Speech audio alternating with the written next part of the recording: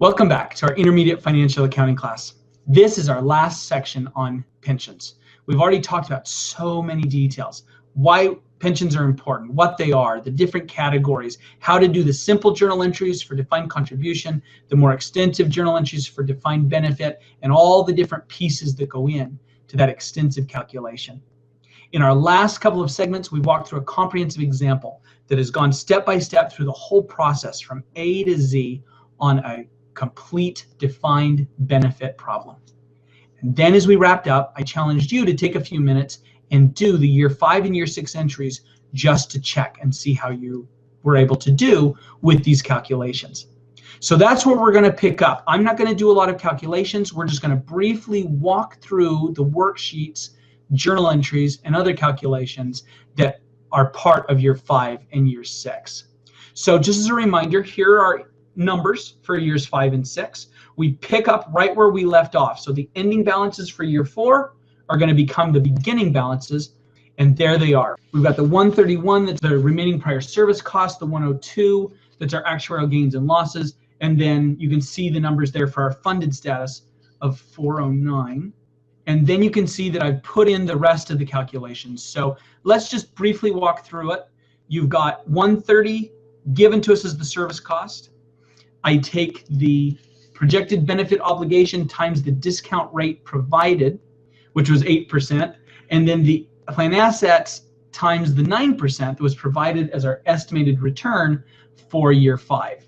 And that gives us our 3 normal adjustments. If we drop down, there's the $225,000 contribution and the $125,000 that we actually paid out to our retirees. And then we had the actual return of $140,000. So we actually did really well this year. We estimated only $89,000. We really made $140,000. Finally, we seem to be starting to get this right with our estimates. And then the last thing we needed to account for was the actuarial adjustment. The actuary said that our plan needed to go up by $97,000. That's a credit to the obligation and then a debit to the gain or loss. And that takes care of step 3. For step 4, we know we have to amortize away prior service costs because we have a balance up here. And if we have a balance up here, we have to amortize it away. So we go back to our table, and there's our year 5 number. Again, we were smart at the beginning. We did our whole table. So I don't have to go through and make a bunch of calculations. They're right there. So I need another $33,000. While we're on this PowerPoint slide, let's just take a look at the corridor. There's 0. And our PBO is still the bigger piece. So we're at 140 at the top, negative 140 at the bottom, and we have a balance of 102. So we're okay. We don't need to do any corridor smoothing this time around. So that adjustment is simply 0. And if we look at our pension worksheet, there's nothing in that row because we don't need to make any kind of an adjustment. So now that we've done all of our calculations, we've put in all of our numbers, let's take a look at the final set of numbers down here. We end up with 186 for our pension expense, 33,000 as our prior service cost being amortized away, which drops us to 98 as our new ending balance. We started with 102 in our actuarial gain and loss account, 46 debit as our journal entry amount, which brings us to 148 as an ending balance. 225 in cash, no ending balance there. We don't worry about an adjustment here, but you can see that we end up with 1.6 million as our projected benefit obligation. It's gone way up, and our plan assets have also gone way up as we've invested a lot and had a good year with our returns. So we're up to 1203, drops our net amount down to 383. And now that I have those numbers, I can do my journal entry. We start again by taking that 186 and splitting it into its 2 pieces. This time we've got 130 that will be our compensation expense. So 186 minus 130 gives us 56 that'll go into our net pension cost. And then from there we can just go straight across our row.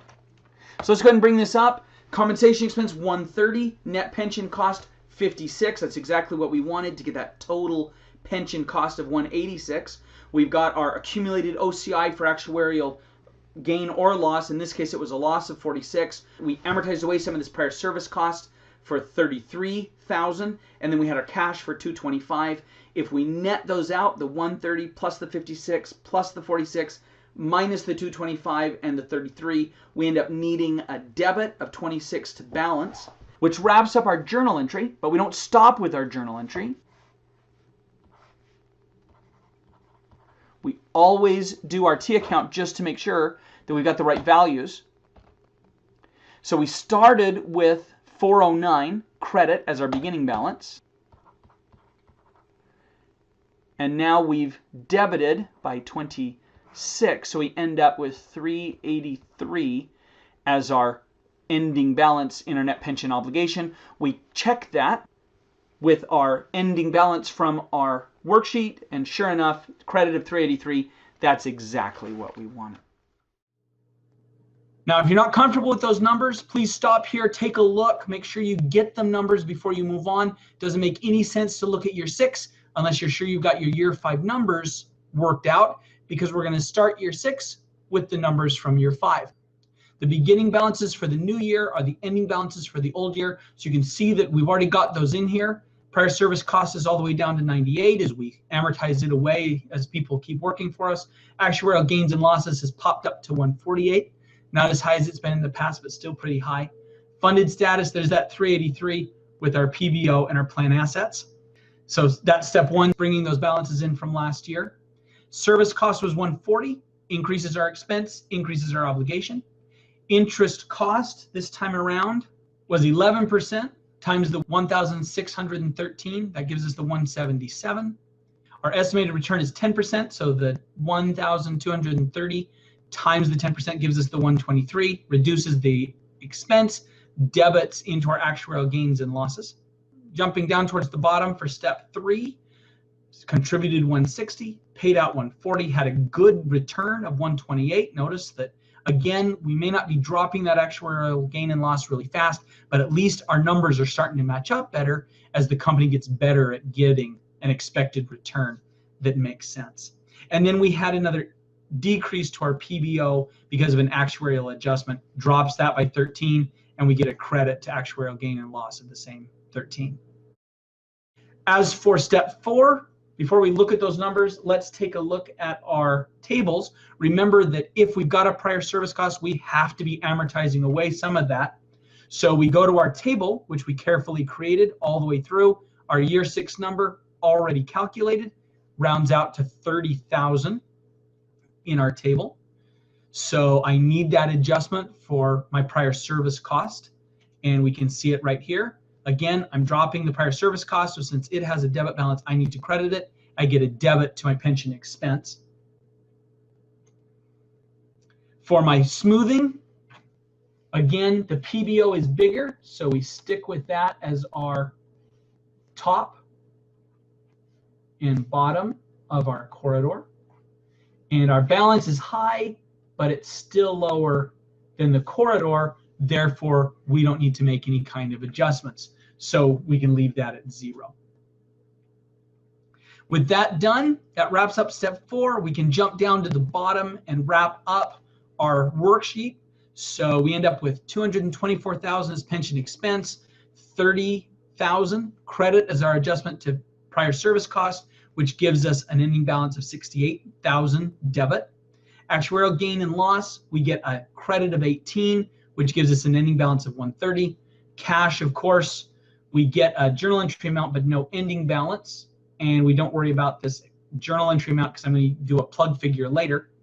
We end up with a projected benefit obligation of 1,777 and plan assets of 1,378, which gives us a net credit amount of 399,000. So let's take a look at our journal entry. We'll take that 224 and split it into 140 for compensation expense and 84 that will be our net pension cost, and then we can put in the rest of those numbers just as they appear. And that gives us this journal entry. We have our compensation expense and net pension cost. Then we've got cash credit for 160. We've got accumulated OCI prior service cost of 30. This time it's an actuarial gain because it's a credit of 18. And in order to make that balance, 140 plus the 84 minus 160 minus 30 minus 18. This time we need a credit to make it balance, so we put in a credit of 16,000. Now let's go ahead and do our T account just to make sure that everything's ready to go. We started this period with a credit balance in our net pension obligation of 383. We've credited 16 for a grand total of 399, and we'll compare this value with the value down here at the end of our pension worksheet, and sure enough, a credit of 399. Looks like we did it just right. Wow, that's a lot of information, isn't it? All of the different pieces that have to come together to really get a picture of our defined benefit obligations. Defined contribution, pensions, those are simple. Debit to pension expense, credit to cash, done. But there's a lot involved with our benefit obligation if we've got a defined benefit pension. The good news is, again, this is job security for us. It's a good thing that we have all of these pieces that we get to keep track of and explain to others and report so that our investors know what's really going on. Now that you're comfortable with pensions, at least I hope you're feeling comfortable with pensions, it's time to move on to some of our other expenses in our income from operations section. We'll see you next time. Thanks.